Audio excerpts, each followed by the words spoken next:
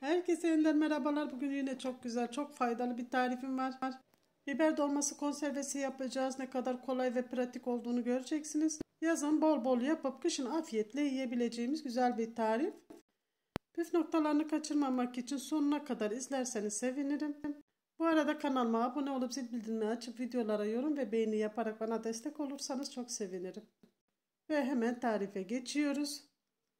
3 büyük soğanı küçük küçük doğradım ve yarım su bardağı sıvı yağla iyice kızartıyorum.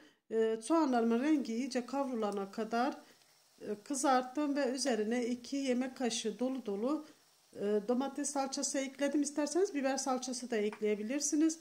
1 yemek kaşığı pul biber, 1 yemek kaşığı kaya tuzu ekledim. 1 çay kaşığı kadar zerdeçal ekledim. 1 tatlı kaşığı karabiber ve 1 çay kaşığı kadar yeni bahar ekledim. Yeni bahar deneyin, çok güzel oluyor. Bu arada 3 diş sarımsak da soğanıma ekleyip beraber kızarttım arkadaşlar. Onu söylemeyi unuttum. Onu da mutlaka koyun. Sarımsak da güzel bir tat veriyor. Kavrulunca tadı güzel oluyor. Salçamı, baharatlarımı soğanla beraber güzel kavurduktan sonra üzerine 3 su bardağı yıkadım pirinci ekliyorum. Pirincimi suda bekletmedim. Sadece yıkadım. İyice süzdüm ve ekledim. Bir iki karıştırdıktan sonra üzerine bir büyük kapya biber doğradım. Ekledim ve bir büyük domatesi de soydum. Küçük küçük doğradım. Domatesimi de ekledim. Bunları pirinçten önce de ekleyebilirsiniz. Ben unuttuğum için pirinçten sonra ekledim. Hiç fark etmiyor. Önce sonra fark etmez. Zaten beraber pişecekler. İyice karıştırdıktan sonra pirincim kavrulduktan sonra üzerine şöyle 1,5 su bardağı kadar su ekliyorum. Kaynar su ekliyorum. Ve karıştırıyorum. Bu suyu iyice çekene kadar kısık ateşte pişiriyorum. Bu arada isterseniz yani istediğiniz herhangi baharat varsa sevdiğiniz kimyon ekleyebilirsiniz. Veya nane ekleyebilirsiniz. Sevdiğiniz baharatlar varsa ekleyebilirsiniz. Çok abartmamak şartıyla. Ve iyice suyunu çeken pirincim bu şekilde ocağın altını artık bu aşamada kapatıyorum. Ve üzerine yarım su bardağı zeytinyağımı ekliyorum. Karıştırıyorum. Kıvamına bakın. Az gelirse biraz daha ekleyebilirsiniz. Kıvamına bakarak ekliyorum. Yarım su bardağı yetti. Sadece yarım su bardağı zeytinyağımı ekledim. Şu an ocağın altı kapalı. Ocağın ısısıyla beraber o yine pişiyor gibi oluyor. Ve bir büyük demet maydanozu da temiz yıkayıp küçük küçük doğradıktan sonra onu da ekledim. Karıştırıyorum ve artık dinlenmeye bırakıyorum.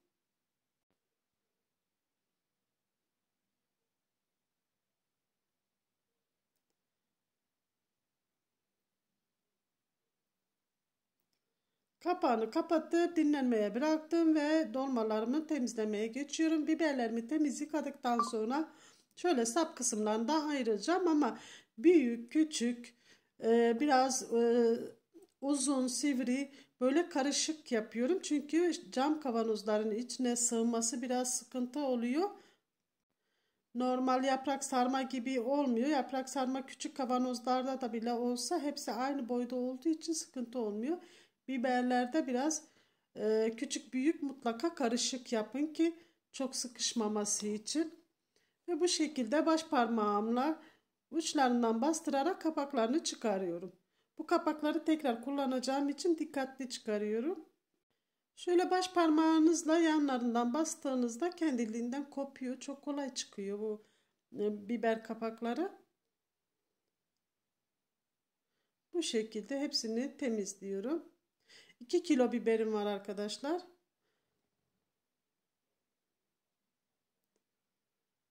Biraz sarı, biraz yeşil, biraz sivri biber kullandım. Karışık kullandım. Küçük büyük karışık kullandım. Bu şekilde hepsini ayıkladıktan sonra böyle çekirdeklerinden de ayıkladım onlar. Çünkü dolmanın içine girse hoş olmuyor. Tabii siz isterseniz domates de kullanabilirsiniz. Biberlerin ağız kısmına domates kullanabilirsiniz. Ben dolmaya kendi kapaklarını kullanmak istedim. Ve şimdi doldurmaya başlıyorum. Artık pirincim iyice soğudu. Dolmalarım da hazır. Artık dolduruyorum. Bir tatlı kaşığı elime alarak onunla daha rahat doldurursunuz. Kaşık küçük olursa küçük dolmaların içine de daha rahat doldurursunuz. Çok fazla bastırmadan, çok fazla sıkıştırmadan biberlerimizi dolduruyoruz. Çok fazla sıkıştırırsak içine suyunun nemini almayacağı için güzel pişmeyecek ve çok pirinç olacak, lezzetli de olmayacak. O yüzden mutlaka böyle çok sıkıştırmadan dolduruyoruz. Şöyle ağız kısmı biraz boş kalması gerekiyor. Eğer ilk defa kanalıma geldiyseniz sarma konservem var, et konservem var, tavuk konservem var, sarımsak konservesi var, içli köfte mantı videolarım var. Hepsi orijinal tarifler. Onlardan da faydalanabilirsiniz. Oynatma listelerinden bulabilirsiniz. Veya kanalımın videolar kısmına tıklayarak bütün videolarımı tek tek görebilirsiniz. Şimdi ayıkladım bu kapakları. Uygun kapakları hepsini dolmaların ağzını kapatıyorum. Dediğim gibi siz domates de koyabilirsiniz, kapya biber de koyabilirsiniz. Tercih size kalmış. Ben kendi kapaklarını tercih ettim. Şimdi böyle ağzı geniş kavanozlar kullanmakta fayda var biber dolmasında. Çünkü çıkarması zor olur. Ağzı dar, küçük kavanozlarda biraz çıkarması zor olur. Bütün bu püf noktalarına dikkat ederseniz çok güzel bir dolma yaparsınız arkadaşlar. Ama dikkat etmek gerekiyor. İyi dinleyin, iyi izleyin ki sizinki de aynı şekilde güzel olsun. Şimdi kavanozlarıma alt kısmına 3 tane büyük koydum. Şimdi yanına da bir tane sivri koyacağım. Bunu neden yapıyorum? Dolmalarım rahat çıksın diye. Piştikten sonra rahat çıkarabilmek için bunu yapıyoruz. İçinde rahat kaysın diye. Eğer 4 tane büyük yan yana iyice sıkıştırsaydım kesinlikle boşaltırken kavanozları hepsi sıkışacaktı ve parçalanacaktı. Videonun sonunda göreceksiniz ki ne kadar rahat çıkarıyorum. Biber dolmalarında kesinlikle kavanozlarımızı çok sıkıştırmıyoruz. Yani içini böyle sıkış sıkış yapmıyoruz. Bakın yine kenarlarına küçük bir tane mutlaka sıkıştırıyorum ki orada boşluk oluşsun diye. Şimdi ikinci bir kavanozu da göstermek istiyorum nasıl doldurduğumu. Bunlar zeytin aldığım kavanozlar arkadaşlar. 9 litrelik kavanozlar. Bunları alıyorum. Ben kavanozları asla atmıyorum. Senelerce kullanıyorum. Hiçbir şey olmuyor. Bütün kavanozlarım öyledir. Her sene yeni kavanoz almıyorum. Ama her sene yeni kapak alıyorum. Mutlaka kapaklarınız yeni olmalı, temiz olmalı. Mutlaka kapaklarınızı kaynatın. Paslı olmamalı ve kaliteli kapak almaya da çalışın. Kapakların da bazıları iyi olmuyor. Onlara da mutlaka dikkat edin. Şimdi biber dolmalarımı hepsini kavanozlarıma doldurdum. 3 büyük kavanoz, 3'ü de 9 litrelik. Bir tane de küçük kavanozum vardı. Ona da en küçüklerini sığdırdım. Ve biber dolmalarımın üzerine yarım çay kaşığı kadar kaya tuzu ekledikten sonra şimdi üzerlerine kaynar su ilave ediyorum. Kesinlikle yarıyı geçmeyecek arkadaşlar. Benim suyum birazcık fazla kaçırdım. Onu sonradan fark ettim kaynadıktan sonra. Bakın şöyle arkadaşlar, kesinlikle o biraz daha az olmalı. Ben çok koymuşum. Birazcık daha az koyabilirsiniz. Yarıdan birazcık daha az olsa daha iyi olur. Ve mutlaka sıcak su koyun. Kesinlikle soğuk su koymayın. Çünkü sıcak su üzerine dökeceğimiz için kavanozlar patlayabilir. Eğer soğuk su koyarsanız üzerine soğuk su koymanız gerekiyor. O zaman da biraz geç pişiyor. Ve kapaklarını kapatıyorum. Çok sıkı sıkıyorum. Kesinlikle içine su girmemesi lazım ve dışarıda suyun akmaması gerekiyor. Vakumlama işlemini yapacağız. Kaynatarak yapacağız. Şöyle büyük bir tencere kullanırsanız iyi olur. Şimdi benim bu düdüklü tenceresi kullanıyorum ama düdüklünün kapağını kullanmıyorum. Başka bir kapak üzerine kullanacağım.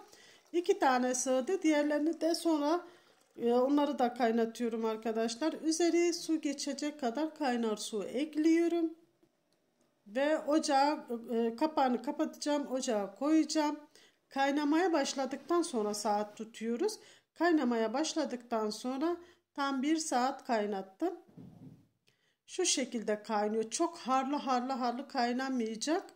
Böyle orta hararetli ateşte bu şekilde kaynattım arkadaşlar. 1 saat boyunca kaynaması yeterlidir. Ve ocaktan alır almaz hemen çıkarıyoruz içinden. İçinden çıkarabilmek için, elimizin yanmaması için bunu mutlaka yapın. Üzerinden biraz suyu azaltın ki kavanozu tutabilmeniz için, yoksa eliniz yanar. Eğer içinde kalmaya devam ederse dolmalarımız pişmeye devam edecek ve çok lapa olacak. O zaman da güzel olmaz. Biraz suyunu boşalttıktan sonra hemen çıkarıyorum. Kavanozların kenarındaki, kapakların kenarındaki o suları iyice kurutuyorum ve ters çeviriyorum. Mutlaka o kapakların kenarındaki suları peçete yardımıyla iyice kurutun. Bu şekilde ters çeviriyorum. Korkmayın, hiçbir şey olmaz. Dağılma olmaz, içindeki pirinç dökülmez, hiçbir şey olmaz. Biz hepsini kaynatıp bu şekilde ters çevireceğiz ve sabaha kadar bu şekilde, yani soğuyana kadar bu şekilde bekleteceğiz. Mutlaka üstünü de örtüyoruz. Ben şimdi size nasıl açılacağını da göstereceğim arkadaşlar. Kavanozların zarar görmemesi için. Ve bir gece kaldı, soğuduktan sonra hepsini böyle ters çeviriyoruz. Mutlaka serin bir yerde saklayın. Karanlık ve serin bir yerde. Buzdolabının içi de olabilir. Böyle kavanozların kenarında beyaz beyaz lekeler görünürse ondan bir şey olmaz. Onlar su lekesi oluyor, kavanozlarla oluşuyor.